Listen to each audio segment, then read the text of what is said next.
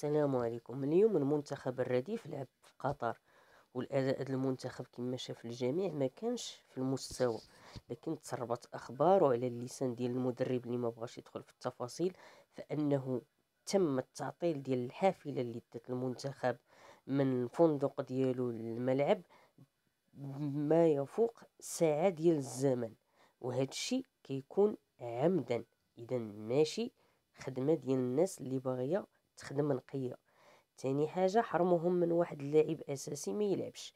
المهم السكيتيوي ما بغاش يعطي المعلومات كاملة حفاظا على التركيز ديال المنتخب الوطني المغربي.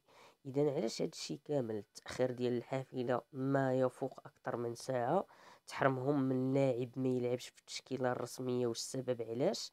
شنو هو المبرر؟ مع العلم جميع المنتخبات العربية المشاركة حتى منتخب ما تشكى من المضايقة إلا المنتخب المغربي.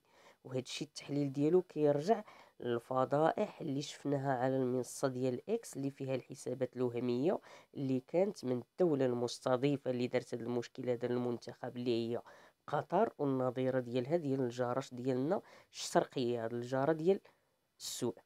وما نساوش بأنه المغرب تعرض كذلك لهذا الظلم في الأراضي القطرية. المنتخب الأول في نصف النهائي ضد فرنسا في قطر، وكذلك المنتخب ديال الفتيان اللي لعب ضد البرازيل في قطر مؤخرا. إذا خليو لي التعليق ديالكم وقولوا لي كي جاتكم هاد القضية هادي ديال قطر مع الجارة ديالنا اللي لهاد الجهة، وديما مغرب واخا هكاك.